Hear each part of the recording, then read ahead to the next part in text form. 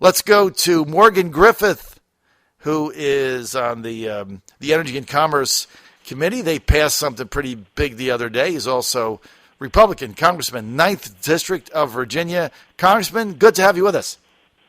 Good to be with you. I hope you're well this morning. I'm doing fine. Now, we understand, I heard a rumor you've got your little guy today. Is that true? Well, that is not accurate. I'm getting ready to leave to go back to D.C., but Stark was with me, my youngest, last week, and he hung out at the Capitol while I was working, and we did a few fun things and then did some fun things on the way home, but a lot of times it was fairly boring for him, but the kids like to come up every summer and spend a week with me just so they know that everything I'm doing is not so exciting when I'm not at home with them. That's right. So they're not thinking you're going out of town for something better than hanging out with them, right? That's right. Right. Okay. Good deal. The other day, you guys passed the 21st Century Cures Act. You were kind of fired up about that. Can you share with our audience what that was, Morgan? Well, that's a bill where we sent it over to the Senate, 344 votes in the House, clearly a strong vote and a bipartisan vote. And what this bill does is it reforms the FDA. It takes some reforms in Medicaid entitlement, does some spending reforms there, and takes the money and spends it on new cures for diseases. It specifically tells the NIH to look at diseases that are hard to cure, so some of your rare cancers and some other diseases. We're going to pump the money in there. Alzheimer's would be another one that would be on that list over the next 5 years, and we believe that we will find some cures. It is paid for. Not everybody likes the way we pay for it, so most of the strategic oil reserve, that kind of thing. But the bottom line is that over the course of 10 years, now this is Washington math, and I grant you that, but over the course of 10 years, it actually helps on the deficit, and we get something that I think is really something the federal government ought to be doing. The individual states can't do massive research on rare diseases. That's something that only the federal government can do and something that we ought to be doing. Now, that makes a lot of sense. Does it have traction in the upper house, the upper chamber? Well, we hope so, and that was one of the reasons that Chairman Upton wanted to get us a strong vote on this, was because he wanted to make sure that we got traction in the Senate. We'll hope it does. It's not a partisan issue. It's an issue of trying to do something that's good for Americans and has great potential. I mean, just on the scoring, it saves money. But stop and think about it. If we actually find a cure for Alzheimer's, that would save us hundreds of billions of dollars over a 10-year period. Just, unbelievable amount of money. At least $200 billion a year we spend on Alzheimer's treatment, and we don't have a cure. If we find a cure, we can stop spending that money and make sure that our parents, ourselves, don't have to face that awful disease. I tell you what, there's a lot of things that goes down in the House, and you kind of roll your eyes at it. I think what you guys did this past week with the 21st Century Cures Act makes a lot of sense, and you did it without raising the deficit or the debt limit, which obviously is the key for many fiscal conservatives like me, so good work on that. Let's get to the Iranian negotiations. It seems inevitable. We understand now over the weekend that a deal is imminent. Congress is going to have 60 days to look it over. If it's a bad deal, is there a realistic chance this thing could get rejected, Congressman? Well, I think there is. I mean, there'll be a lot of pressure on. And, of course, the problem is not just the deal itself, which we'll have to take a look at and decide whether it's a okay deal or a bad deal. But then it's the enforcement of that deal. Because if you don't enforce it, what's the point in having it? And I'm just not sure this administration is willing to enforce a deal. They've been very hungry for this deal. I believe they could have negotiated from a much stronger position if they hadn't appeared so anxious. It's like going into the car lot and wanting to buy a new car, and you're just jumping around with glee, and you tell the salesman, this is exactly the color I've been looking for, and then you wonder why you don't get the best deal. Right. And I think we were in a position of strength based on the sanctions, and I think the President and Secretary Kerry basically gave that away because they made it clear they wanted to get a deal of some kind. So we'll see what they come up with when the final deal is released. But I'm skeptical to start with, and then, of course, we have the whole enforcement issue. Will the president actually enforce it if the Iranians break the deal, which I suspect they will? Well, they certainly have a history of that, and what really is befuddling to many people on the outside looking in is why would you remove sanctions from a state that is financing terrorism to kill Americans all over the world? I mean, it's just hard to fathom why you would get involved in this, right? Well, it is, and particularly when it was very clear based on the economic conditions in Iran that the sanctions were working and that there was a lot of folks in Iran who were starting to question their leadership because they were taking such a hard line and the impact of those sanctions.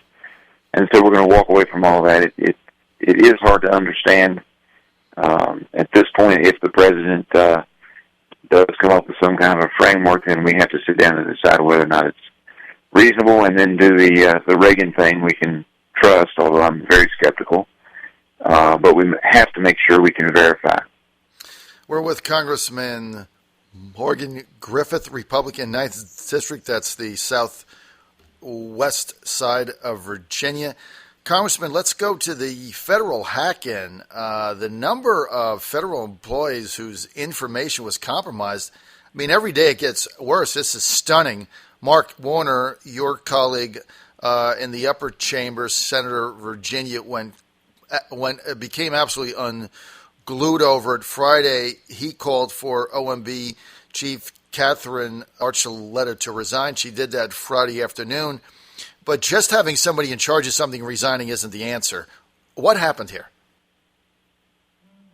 Well, I don't think there's any question. You know, people always say, well, this agency needs more money or that agency needs more money. They spend so much money buying or trying to buy fixes to their computer software, et cetera, that I have heard that they'd have been much better off just to have gone off and bought new machines at Best Buy or some other location. They could have bought them from your sponsor, who would have given them a really good deal. But they could have bought all new machines for everybody in the agency and spent less money than they did trying to fix the old systems. And I have been told that they were actually in some of their systems using COBOL. Now, for your listeners, that's a programming software language that I learned when I was in college, and I'm your age. I'm 57. That's a long time ago. They were so out of date.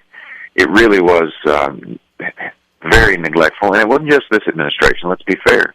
This has been going on for some time. They should have updated their equipment. It wasn't a matter of money. It was a matter of leadership, and they didn't show leadership in that agency. And now we are faced with, what do we do? 20-some million is what the number is now. It may be rising. And there have been rumors in the halls of Congress that maybe it's time that we scramble all the Social Security numbers and start over. We have to do something. I mean, the fact that people seem to be able to hack into our stuff with relative ease has got to be a concern when you look at how this, if it was escalated, how this could affect us in some kind of a cyber war, right? Absolutely. I mean, I don't think there's any question, and that's part of what this exercise is about. When those cases are, as this one is rumored to be, sponsored by other nation states, it's probably just a preliminary or a warm-up for what if a war were to break out, and what capabilities do they have.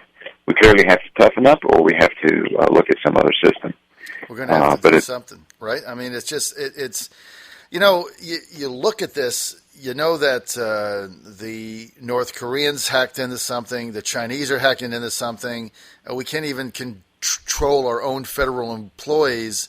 And again, look, I'm not making this partisan, but the other side of the aisle blaming the fact that there's not enough money. I mean, it's just for the average American out there. This is the stuff that drives people bananas. Well, absolutely, and it's not about the money. It's about having leadership and making good decisions, and that has not happened at the federal government in this case. And as you know, it doesn't happen in a lot of cases, unfortunately. Congressman Grease, looks like they got a deal. They're going to avoid getting out of the Eurozone and what could have been unprecedented national catastrophe there. But a lot of people looking at this, looking at their debt, looking what's going on, and saying, is this the way of America? Well, I don't think so. Greece's economy is very, very small. We do have to be careful. We have to do a better job of managing the money, as we were just talking about. But our economy is a lot stronger than that of Greece, so to make a direct comparison, I don't think it's fair. Now, any society can spend itself into oblivion, and we certainly seem to like to spend. But we just need to tighten our belts a little bit and make sure that we're spending our money wisely, spending it where we can get the most bang for our buck, and go forward. But I don't think that's what we're facing.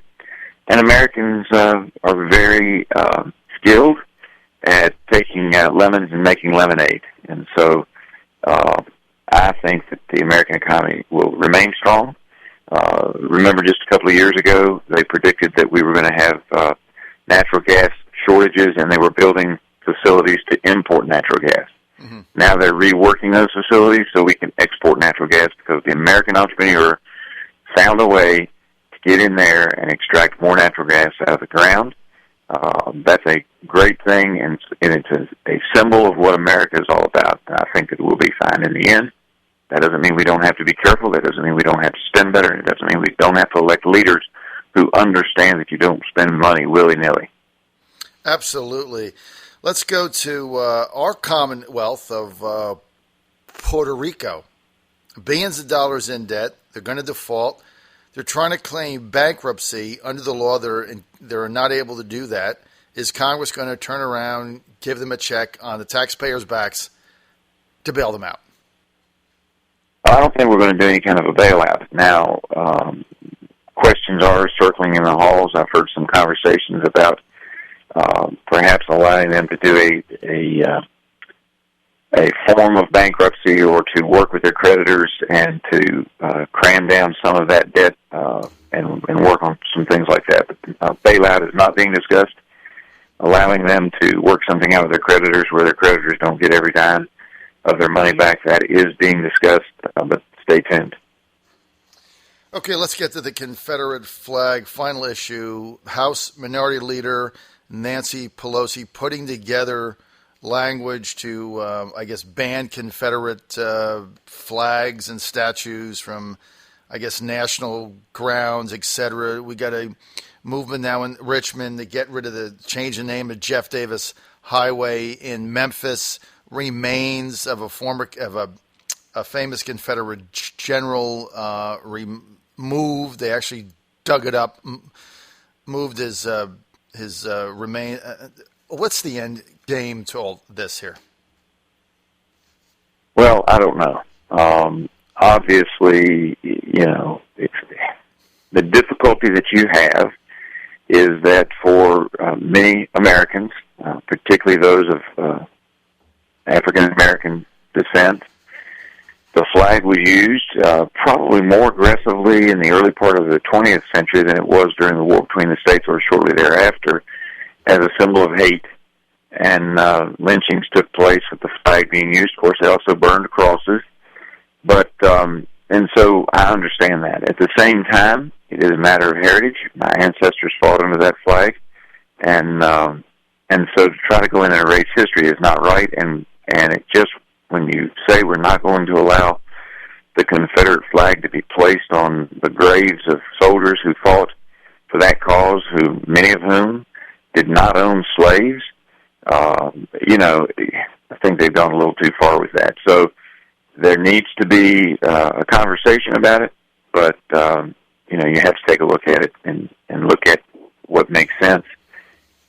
Taking graves that happen to be on federal land and saying you can't put a Confederate flag on a grave, that's just not right. And part of what Lee and Grant agreed to at Appomattox was that the dignity of the South would be preserved. We would bring the nation back together, because if there had been an attempt to completely put down the South at that time, the war probably would still be going on, every 5 or 6 years in fits and starts, much like we see in other parts of the world.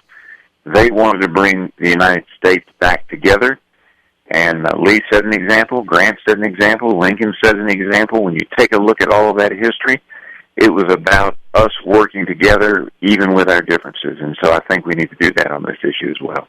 All right, that is going to be the very salient and succinct and sage final word on this issue. Morgan Griffith, Republican Congressman, 9th District. Go to griffith.house.gov, griffith.house.gov. Hey, Congressman, it's always an honor to have you on, sir. Thank you so much. Great to be with you.